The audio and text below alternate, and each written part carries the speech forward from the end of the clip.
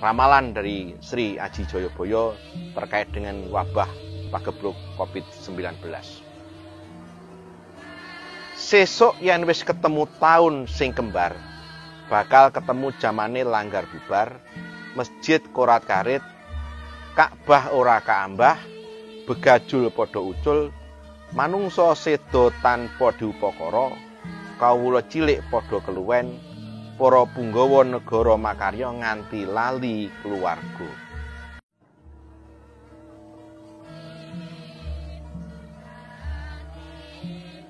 Assalamualaikum warahmatullahi wabarakatuh. Selamat malam para pemirsa yang budiman. Selamat bertemu kembali di channel Mbah Agus Gunung Budak. Pada malam hari ini saya akan menyampaikan sebuah tema tentang tolak balak wabah pandemi COVID-19. Kenapa pada malam hari ini harus kita bicarakan? Karena sampai dengan saat ini di tahun 2021 pertengahan ini ternyata wabah coronavirus belum juga reda dan pergi dari bumi Nusantara. Hal-hal yang akan kami sampaikan ini terkait dengan pendekatan budaya atau tradisi masyarakat Jawa di dalam mensikapi tentang pagebluk atau sebuah wabah yang seringkali dialami oleh masyarakat di Nusantara. Pagebluk atau yang bahasa dasarnya adalah gebluk atau jatuh atau tersungkur atau terkapar, itu bahasa dasar daripada pagebluk. Sebenarnya sudah terjadi sejak ratusan tahun yang lalu. Bahkan di pertengahan abad ke-13 itu di Nusantara ini sudah pernah terjadi wabah, yaitu wabah kutu. Karena di tahun-tahun tersebut perdagangan internasional sudah mulai masuk ramai di Nusantara. Jadi kutu-kutu atau istilahnya itu seperti tumo atau tumogoni atau mungkin kutu rambut dan sebagainya itu sudah sangat menyebar di Nusantara, di daerah sentral-sentral perdagangan, dan ini menyebabkan banyak korban. Nah, pada pertengahan abad ke-13, itu ketika Majapahit ini mengalami suatu pagebluk, banyak hama tikus, banyak masyarakat yang meninggal dunia. Ada salah satu raja di Majapahit itu yang memerintah seorang empu yang bernama Empu Supo. Beliau berasal dari daerah Blitar Selatan. Untuk diminta membuat sebuah keris lurus dengan dapur ompyang, yang tandanya adalah ada seperti di bawah pusaka itu, di samping kanan dan kiri itu seperti ada anak kecil yang menengadah dengan tangan memohon ke atas. Itu istilahnya adalah pandito yang memohon kepada Tuhan agar dijauhkan dari segala wabah dan bencana supaya segera sirna dari bumi Majapahit. Ompyang Jimbe yang pada waktu itu dibuat dengan maksud untuk meredakan berbagai pagebluk di Majapahit sesungguhnya tidak diperuntukkan untuk masyarakat awam atau masyarakat umum yang tidak memiliki suatu tanggung jawab moral dan iman yang kuat kepada Tuhan. Ompyang Jimbe dengan dapur putut kembar tersebut itu sesungguhnya lebih diperuntukkan buat para rohaniawan, para pendeta, para resi, para tokoh agama agar melakukan satu permohonan supaya pagebluk atau wabah yang melanda bumi Majapahit itu segera diangkat di langit dan segera sirna dari bumi Majapahit. Namun di dalam perkembangan zaman pada era modern ini, pusaka dengan dapur Ompyang Jimbe itu seringkali disalah ditafsirkan dan juga disalahgunakan dalam arti yang sangat sempit, yang seolah-olah ketika memakai ombyang jimbe itu nanti dagangannya akan laris, sugihnya akan meningkat, dan sebagainya, dan sebagainya. Perlu pemirsa pahami bahwa pusaka tersebut diperuntukkan kepada para rohaniawan, pelaku spiritual, para resi, para pendeta, para imam, agar manusianya itu semakin beriman dan bertakwa kepada Tuhan Yang Maha Esa. Bukan untuk sekedar penglaris atau pesugihan dalam konteks yang sempit, yang tujuannya adalah untuk kesirikan atau persekutuan manusia dengan makhluk-makhluk yang lain. Itu salah satu metodologi pada zaman kerajaan Majapahit yang pernah dialami di Nusantara ini. Selanjutnya ini terkait dengan ramalan daripada Raja Kediri, Sri Aji Joyoboyo Kediri. Beliau juga pernah meramalkan tentang wabah pagebluk ini. Dan ramalan daripada Raja Agung Kediri Sri Aji Joyoboyo tersebut terbukti terjadi dan saat ini sedang melanda di Nusantara. Berikut saya bacakan ramalan dari Sri Aji Joyoboyo terkait dengan wabah pagebluk COVID-19. Sesuk yen wis ketemu taun sing kembar, bakal ketemu jamane langgar bubar, masjid korat karit, Ka'bah ora kaambah, begajul padha ucul, manungsa sedo tanpa diupakara, kawula cilik padha keluwen, para punggawa negara makarya nganti lali keluarga. Artinya, apabila besok telah bertemu tahun yang kembar, ini tahun 2020 kemarin, maka akan bertemu masanya surau bubar, masjid tidak terurus, Ka'bah tidak dikunjungi, para penjahat lepas. Ini maksudnya lepas ini adalah kemarin di awal Covid ini terjadi remisi besar-besaran karena kapasitas lapas yang berlebihan. Terus manusia meninggal tidak diurus sebagaimana mestinya, yaitu dengan protokol Covid-19. Rakyat kecil kelaparan dan para pejabat atau pegawai bekerja sampai lupa waktu dan lupa keluarga. Ini di era Kediri abad 11 sudah pernah ditulis oleh Raja Agung, yaitu Sri Aji Joyoboyo.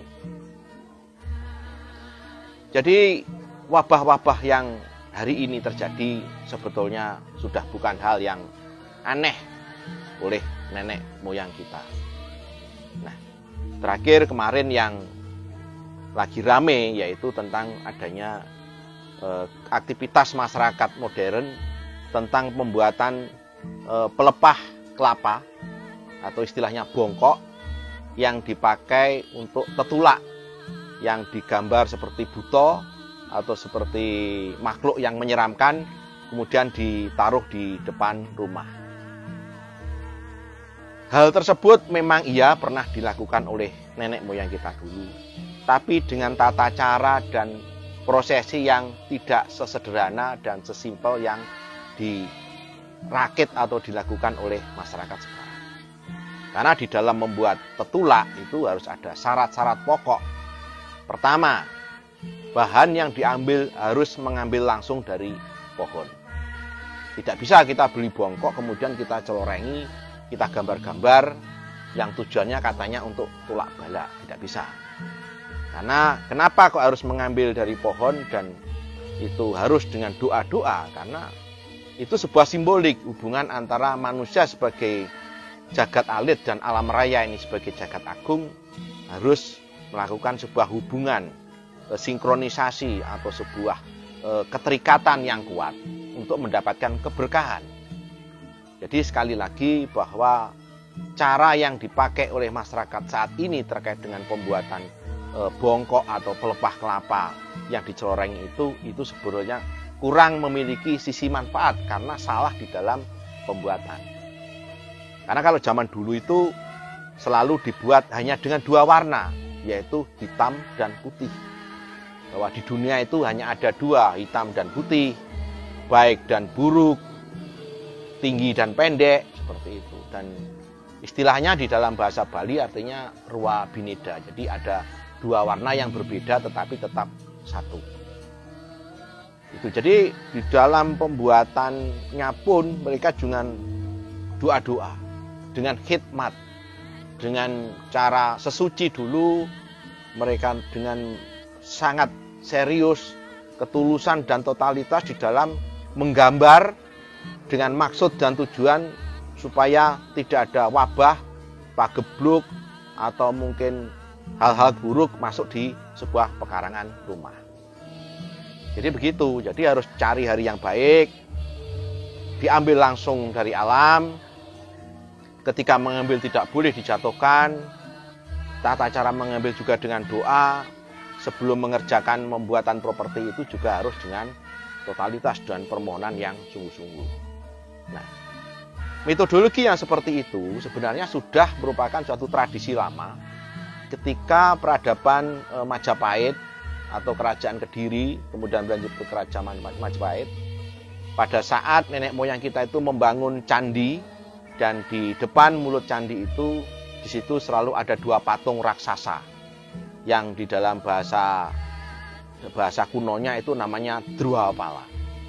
Nah, kenapa di setiap sudut candi itu selalu ada dua raksasa, perwujudannya sangat menyeramkan? Tujuannya adalah agar siapapun orang yang memasuki di kawasan suci melepaskan diri dari niat-niat buruk, pikiran-pikiran buruk, tujuan-tujuan yang tidak baik. Pada saat memasuki kawasan suci adalah niat kita adalah penyatuan manusia kepada Sang Maha Pencipta. Bukan pencarian-pencarian material, pencarian-pencarian kepentingan sesaat yang sebetulnya malah menjauhkan manusia tersebut dari Tuhan, atau bahkan yang lebih seru lagi adalah melakukan persekutuan terhadap makhluk-makhluk jahat ciptaan Tuhan. Itulah simbolik kenapa nenek moyang kita itu selalu membuat sesuatu yang seram-seram di depan rumah atau membuat drwapala di depan candi. Itu budaya, itu kearifan lokal kita yang pemirsa juga harus tahu agar tidak salah menafsirkan ketika memasuki kawasan suci. Bahkan tata cara masuk di kawasan suci pun termasuk ke candi, ke tempat pertapaan. Itu yang paling benar juga tidak boleh memakai alas kaki. Sebagai apa? Sebagai wujud penghormatan. Tempat yang sudah dipakai untuk berdoa itu dimanapun pasti disucikan. Dan kalau sudah disucikan secara otomatis maka kita harus menghormati dengan cara mensucikan diri, melepaskan alas kaki untuk masuk di kawasan tersebut. Itu terkait dengan bongkok yang kemarin sempat dibuat banyak dengan warna-warna yang macam-macam itu. Berikutnya adalah terkait dengan menyebarnya berita tentang sayuran 7 macam yang sempat viral di dunia maya, yang katanya informasi tersebut berasal dari Sinuwun Ngarso Dalem Hamengkubuwono yang ke-10 dari Ngayogyakarta Hadiningrat, yang kemudian menyebar sampai ke masyarakat luas. Kami juga tidak tahu apakah berita tersebut benar atau tidak, tapi kalau boleh kami menafsirkan bahwa kalaupun memang benar bahwa itu adalah dawuh dari Ngarso Dalem, itu sifatnya bukan untuk kepentingan umum atau kepentingan publik, tapi lebih bersifat kepada kepentingan dalem, kepentingan keluarga dalem atau kepentingan para abdi dalem dan punggawa-punggawa dari Keraton Ngayogyakarta Hadiningrat. Makanya ketika kemarin ada pertanyaan yang disampaikan kepada Sinuwun Ngarso Dalem Hamengkubuwono ke-10, beliau juga tidak mau menjawab dengan seperti yang diharapkan oleh awak media, karena apa? Memang itu bukan untuk tujuan publis, bukan untuk publik, tapi lebih untuk ke internal. Nah, yang tidak kalah menariknya kemarin di dalam pensikapan pembuatan tetulak dari sayuran 7 warna itu, masyarakat kita itu sekali lagi dengan cara membeli di pasar. Padahal di dalam taturan adat yang sebenarnya, di dalam membuat tetulak berupa sayuran atau bahan dari alam, itu sekali lagi tetap dengan cara memetik langsung ke alam. Ada pertanyaan, loh Pak, rumah saya ini di tengah kota Pak, bagaimana saya memetik pohon kluweh, bagaimana saya mencari kacang panjang kalau tidak bisa ke pasar? Ya silakan beli di pasar, tapi niatnya adalah niat untuk tetulak. Tapi apakah itu efektif? Ya Tuhan yang Maha tahu. Tapi kalau menurut tata cara adat yang benar, itu adalah sayuran 7 rupa, yang sebetulnya sayurannya 6, yang 7 itu adalah tempe, itu harus kembali kepada alam dengan cara mencari hari yang baik, ketika memetik dengan berdoa, memohon yang sungguh-sungguh, airnya juga harus air dari tempat yang suci. Itu adab namanya, itu tata cara yang orang sekarang itu mohon maaf seringkali mengabaikan hal-hal tersebut, dianggap ini sudah benar, padahal sebetulnya itu adalah salah. Yang benar adalah ya dengan seperti yang saya sampaikan tadi, tidak sembarangan, tidak beli, tapi ya harus sekali lagi memetik dan dengan segala niatan yang tulus. Pemirsa mungkin kurang begitu paham atau mungkin sudah ada yang paham terkait dengan 7 bahan yang disebutkan sebagai racian atau campuran tetulak pagebluk COVID-19. Berikut saya uraikan satu persatu kenapa harus ada aneka macam bahan tersebut. Yang pertama adalah kluweh. Kluweh itu keluarga luwiyono anggone nggula wentah, gatekno. Artinya itu perhatikan keluarga dengan sungguh-sungguh, jangan hanya memperhatikan diri sendiri. Yang kedua, kacang panjang atau istilahnya itu cangkreyor kalau di daerah kulonan. Cancangan awakmu ojo lungo-lungo, jangan pergi kemana-mana. Banyak-banyaklah di rumah. Yang ketiga, terong. Terusno anggone oleh manembah Gusti ojo datnyeng. Artinya itu jangan hanya ketika ingat kita menyembah Tuhan, ya ketika lupa ya kita abaikan itu. Yang keempat, kulit melinju. Ojo mau ngerti njobone, ning kudu ngerti jerone babakan pagebluk. Jadi di dalam memaknai peristiwa COVID-19 ini harus kita renungkan dalam-dalam. Yang berikutnya adalah waluh. Waluh, walo ilangono teko sekabehing eluh-eluh. Jadi jangan mudah mengeluh dan semoga kita dijauhkan dari segala macam keluhan. Yang keenam, godongso. Godongso ini artinya kalau di kulonan itu golong gilik. Ndonga ngumpul bareng karo wong soleh. Jadi godongso itu adalah simbolik bagaimana kita berdoa bersama-sama dengan para orang-orang yang soleh. Berdoa berjamaah di keluarga. Yang terakhir adalah tempe. Temenono oleh DPP nyuwun pitulungan Gusti yang Maha Agung. Jadi harus benar-benar sangat serius di dalam melakukan permohonan kepada Tuhan yang Maha Esa. Itulah pemirsa, jadi sepertinya ini kelihatannya sepele tapi penting untuk kami sampaikan agar penafsiran ini tidak salah kaprah.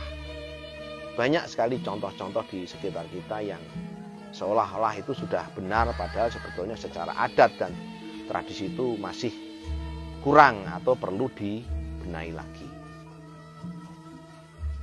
Yang terakhir sebelum kami tutup, ada satu sastra Jawa yang pernah dipopulerkan oleh Kanjeng Sunan Kalijaga yang berupa tembang yang namanya Kidung Rumeksa ing Wengi.